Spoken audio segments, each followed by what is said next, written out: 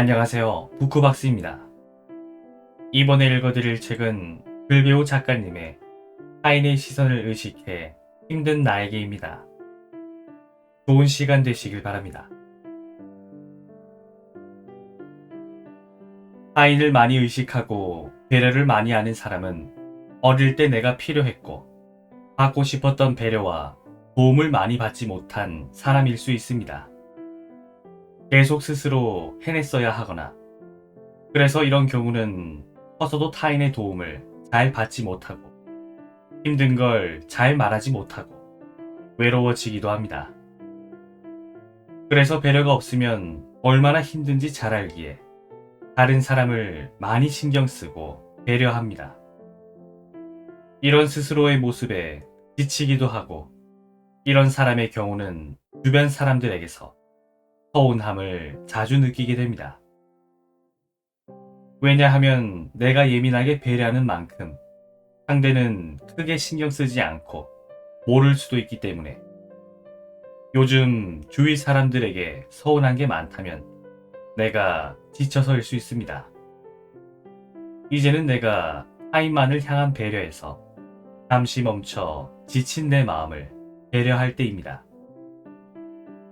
감정 기복이 심하고 의욕이 잘 안 나고 공허하고 외롭고 사람들이 주는 사랑을 의심하게 되고 항상 밝으려 하고 힘든 이야기를 잘 못하고 자책을 많이 하고 타인이 나를 어떻게 볼까를 지나치게 많이 혼자 생각하고 가까운 사람한테 요즘 짜증을 많이 낸다면 내가 자존감이 낮아져서 그렇습니다. 자존감이 높아지면 위의 문제들로부터 자연스럽게 좋아질 수 있습니다. 그래서 지금부터 자존감이 낮아지면 왜 위의 상황으로 힘들게 되는지, 그리고 자존감을 높일 수 있는 구체적인 방법에 대해 이야기하려고 합니다. 우선 자존감은 나와의 관계입니다. 그래서 자존감이 낮다는 건 나와 내가 관계가 좋지 않다는 겁니다. 나와 내가 관계가 좋지 않으면 내가 생각하는 것보다 훨씬 힘들 정도로 인간관계, 일, 연애, 하고자 하는 일 등 내 삶 모든 것에 영향을 미치게 됩니다. 어떤 영향을 미치는지 예를 들어 보겠습니다.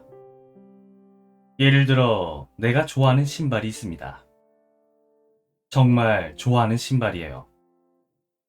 아끼고 싶은 정도로 너무 좋고 진짜 어렵게 구한 신발이에요.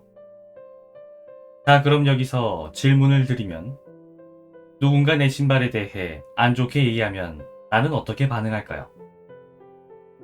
내가 정말 너무 좋아하는 신발이면 이렇게 반응하겠죠.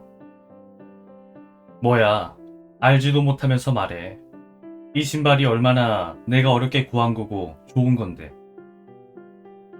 우리는 내가 정말 좋아하는 대상이면 그 대상에 대한 믿음이 생기고 그 대상을 뭐라고 하는 언어나 시선을 받아들이지 않고 내 생각을 지켜낼 힘이 생깁니다.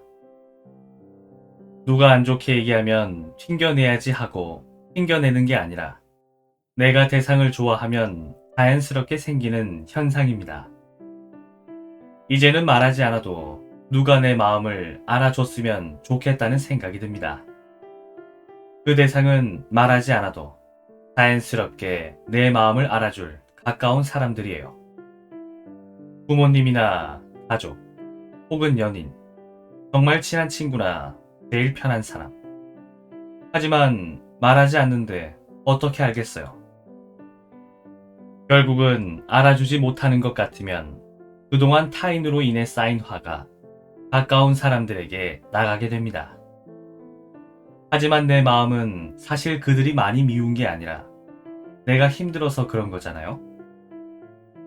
그래서 그렇게 화를 내고 나면 꼭 자책하게 되어 힘듭니다. 그러니까 화를 내야 할 때 못 내고 화를 안 내야 할 때 내게 되고 반복하게 됩니다.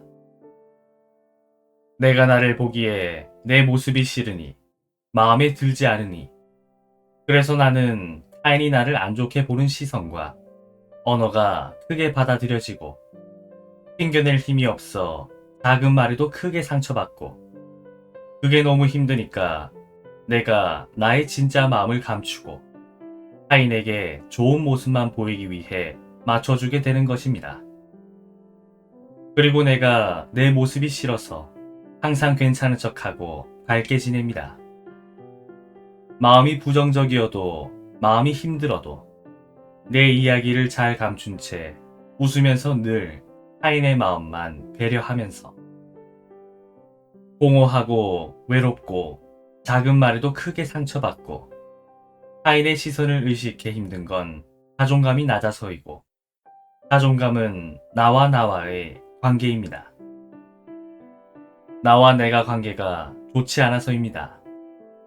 여기서 자신감과 헷갈리면 안 됩니다.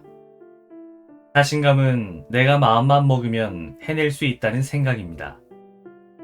예를 들어 나는 마음만 먹으면 오늘 밤새서 공부할 수 있어. 이건 경험으로 생긴 나의 능력치에 대한 아는 만큼의 생각이지 자존감과 다릅니다. 그래서 자신감이 높아도 자존감이 낮을 수 있습니다. 그러니 나와의 관계를 회복할 수 있다면 위의 문제들로부터 좋아질 수 있습니다. 무기력이 정말 무섭고 힘든 이유는 의욕이 안 나서도 있지만 자책 때문에 힘든 경우가 더 많습니다.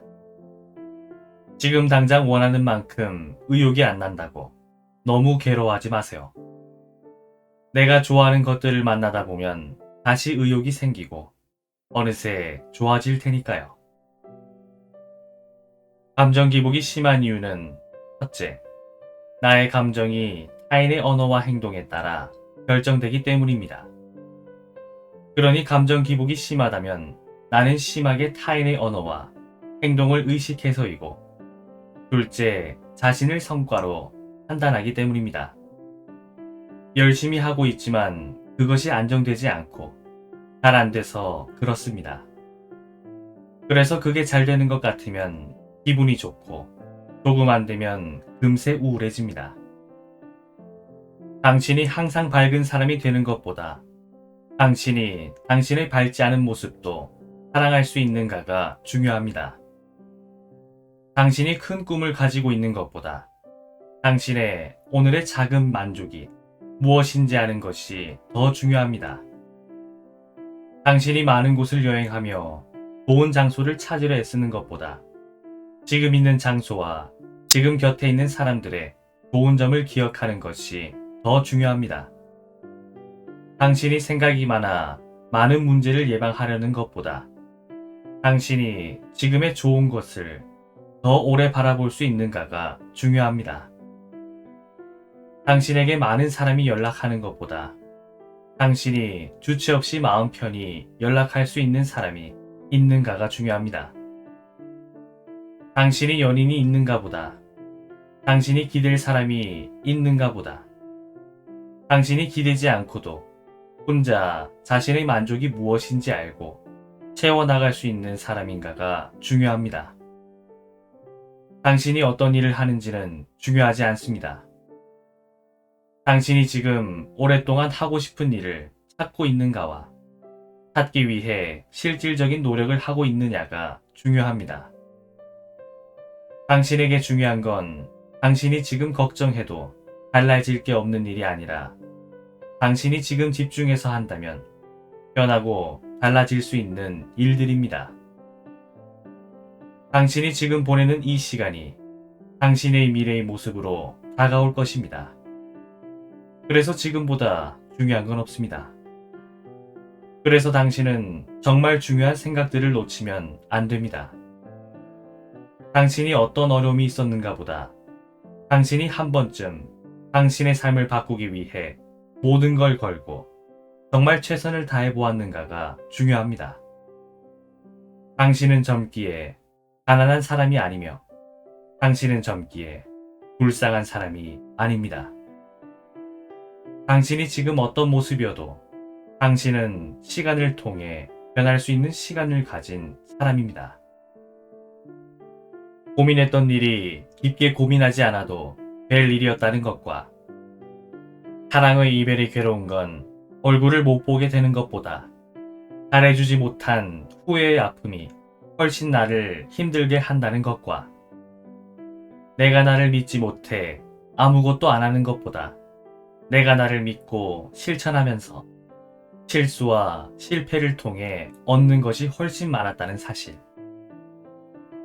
지금 이 순간 가장 힘든 사람은 생각이 너무 많아 생각을 멈추고 싶어도 조절이 안 되는 사람. 함께하는 사람을 못 믿고 의심하는 사람. 자신을 못났다고 생각하는 사람입니다. 당신이 옆에 있는 사람을 계속 반복적으로 칭찬한다면 그 사람은 자신이 정말 그렇게 괜찮은 사람이라는 생각이 들기 시작하고 자신감이 생깁니다. 그러나 당신 옆에 있는 사람의 단점만을 계속 지적하면 그 사람은 자신이 별로인 사람이라 생각해 자신감이 낮아집니다. 당신이 부족한 점을 얼마나 많이 말해주냐는 별 도움이 되지 않습니다. 그건 이미 상대도 알고 있는 단점일 수 있고 기분만 나쁠 수 있습니다. 그러나 당신이 칭찬을 얼마나 많이 해주냐는 상대가 자신감을 찾는데 굉장히 큰 도움이 됩니다. 저는 어릴 때 글씨를 굉장히 못 썼는데요. 선생님께서 제 글을 보고 한 번도 글씨가 이상하다고 말씀하신 적이 없었습니다. 대신에 제 글의 표현이 섬세하다, 예쁘다는 칭찬을 굉장히 많이 해주셨고 시간이 지나 제가 글을 쓰는데 용기를 얻는데 큰 도움이 되었습니다.